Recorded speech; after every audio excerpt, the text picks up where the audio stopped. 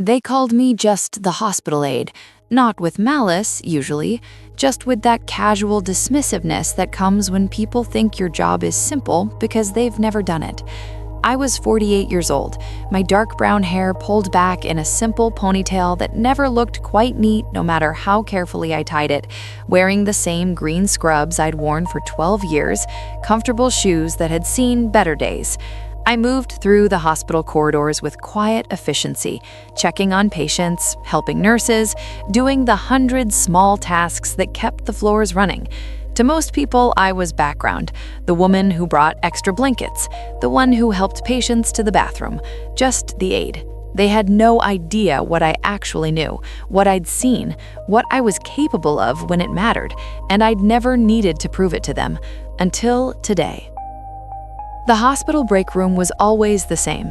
Tired medical staff grabbing coffee between shifts, complaining about paperwork, sharing stories about difficult patients or impossible schedules. I usually sat in the corner, eating my packed lunch quietly, not really part of the conversations happening around me. The nurses were friendly enough, but there was always a hierarchy. Doctors at the top, nurses next, then techs, then aides like me at the bottom. We all knew our places. We all stayed in our lanes. It wasn't cruel exactly, just the way things were. But sometimes, in small moments, the hierarchy showed itself in ways that stung more than people realized. Today, a new resident was holding court in the break room. Dr. Chen, fresh out of medical school, still had that enthusiasm that hadn't been worn down by exhaustion yet. She was telling a story about a patient interaction, and everyone was listening. So I asked the aide to help move the patient, and she just stood there looking confused, Dr. Chen said with a laugh. I had to explain the whole process step by step. I swear, sometimes I wonder what training these aides actually get. A few people chuckled. I looked down at my sandwich, my light brown skin probably showing no reaction at all, and I kept chewing. The aide she was talking about was Maria, who'd been here 6 months. Maria was still learning. We all had been once. One of the senior nurses, Janet, joined in. Oh, I know what you mean. Sometimes it's easier to just do things yourself than explain it to an aide. More laughter. I took a sip of water and stayed quiet. I'd worked with Janet for 8 years. I'd trained her replacement when she went on maternity leave. I'd covered her shifts when her mother was sick. But in this moment, in this room, I was just an aide. Interchangeable, replaceable, someone who needed things explained step by step. I felt my jaw tighten, but I kept my expression neutral. Getting defensive would only confirm what they already thought. So I stayed silent, observant, emotionally strong, like I'd trained myself to be over 12 years of this. Dr. Martinez walked in, a physician assistant who'd been at the hospital maybe 3 years. Speaking of aides, he said, pouring coffee, I had one yesterday who didn't know how to work the blood pressure monitor. I mean, come on, that's basic stuff. He wasn't talking about me specifically, but he might as well have been. We were all the same to them, one interchangeable aide. I thought about the fact that I'd probably taken more blood pressure readings than everyone in this room combined, that I'd caught irregular readings the nurses had missed, that I knew which monitors were faulty and needed recalibration. But I didn't say any of that. I just finished my sandwich and prepared to leave. At least they're helpful when you need something carried, Dr. Chen added, trying to sound generous but somehow making it worse. Janet nodded. True, that's what they're there for. I stood up, threw away my trash, and walked toward the door. No one noticed, or if they did, they didn't care. I was just the aide, leaving after my break, going back to my simple job that apparently required step-by-step instructions. I felt something burning in my chest, but I pushed it down. I'd learned a long time ago that anger doesn't change anything, only action does. And right now, the action I needed to take was going back to work and doing my job well, regardless of what anyone thought. The afternoon shift was busy. Patient in 412 needed help getting to the bathroom. Patient in 407 needed their bedding changed. Patient in 403 was asking for water. I moved from room to room with quiet efficiency, my attentive posture never changing, my emotionally strong demeanor keeping everything steady even when patients were difficult or demanding. I'd learned early in this job that people in hospitals are scared, in pain, vulnerable. They need someone calm, someone reliable, someone who doesn't take their fear personally. I could be that person. I'd been that person for 12 years, even if the medical staff thought my job was just heavy lifting and following simple instructions. I was in the supply closet restocking linens when I heard the alarm, code blue, room 409. My hands stilled on the clean sheets. Room 409. That was Mrs. Patterson, the elderly woman who'd been admitted 3 days ago with pneumonia. I dropped the linens and moved quickly toward the room. The hallway filled with running feet, nurses, doctors, the crash cart rolling fast. I stood back as they rushed in, my training telling me to stay out of the way during a code unless specifically called. Through the doorway, I could see the chaos. Mrs. Patterson non-responsive, medical staff calling out orders, someone asking for medications, someone else asking for equipment. Then I heard Dr. Chen's voice panicked. She's not responding to the oxygen. What's her history? Does anyone know her history? The nurses were scrambling through charts. Mrs. Patterson had only been admitted under Dr. Martinez's care, and he wasn't on the floor right now. The covering physician didn't know her. The nurses who'd been assigned to her today were relatively new. Everyone was looking for information, and seconds were ticking by. I stepped closer to the doorway. "She has COPD," I said quietly. Everyone turned to look at me. Dr. Chen's face was red with stress. "What?" she said sharply. I spoke louder, clearer. "Mrs. Patterson has COPD, chronic obstructive pulmonary disease. She's oxygen dependent at home, but high-flow oxygen can suppress her respiratory drive. She needs careful titration." The room went silent, except for the monitors beeping. Dr. Chen stared at me. "How do you know that?" I kept my voice steady. "I admitted her 3 days ago. I talked with her and her daughter for 40 minutes about her home care routine, her medications, her oxygen levels. She told me she's been on 2 liters continuous for 5 years. Her daughter specifically mentioned that the ER had made her worse once by giving her too much oxygen too fast. I looked at the oxygen settings. You've got her on 15 liters. That's dangerous for her. She needs to be on low flow with careful monitoring." Dr. Chen's hand hesitated over the oxygen controls. One of the senior nurses, not Janet, quickly adjusted the settings. "She's right," the nurse said. "COPD patients can have paradoxical responses to high-flow oxygen. I should have caught that." Within seconds, Mrs. Patterson's color started to improve. Her breathing stabilized.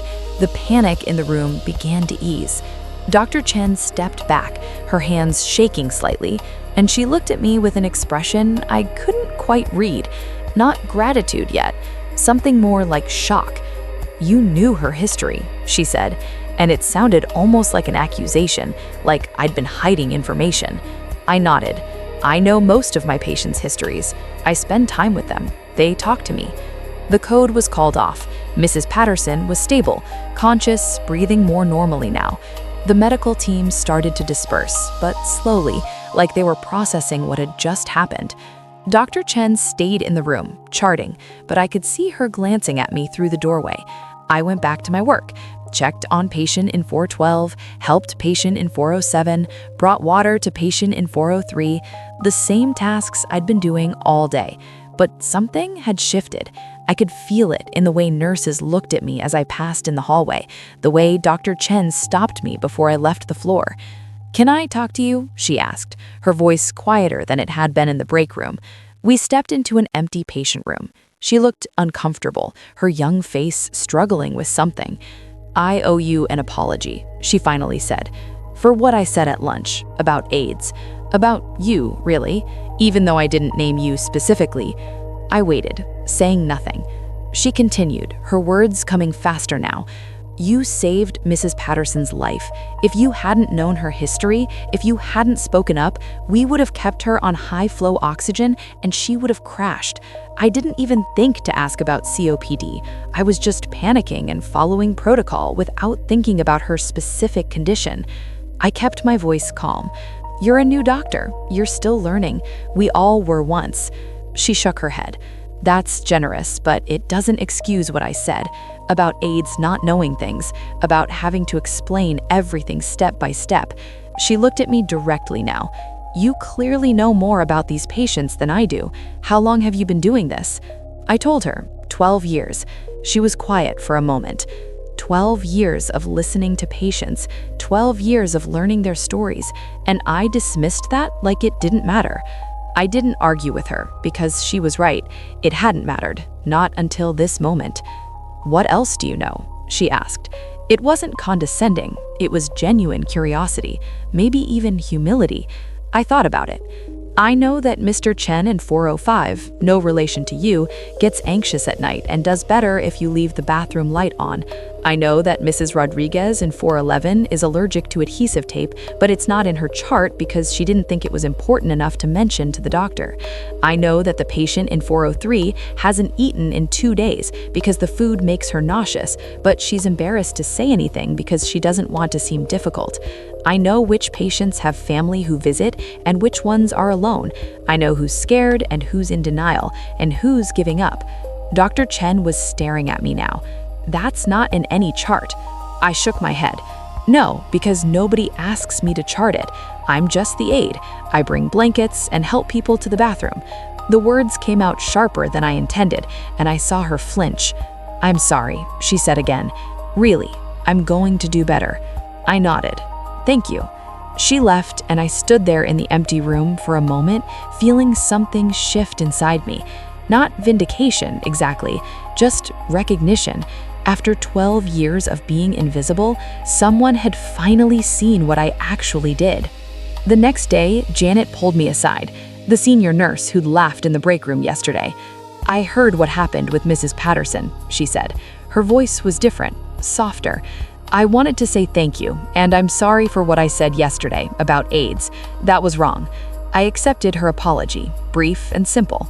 She continued, "Would you be willing to do something for me? For all of us, really.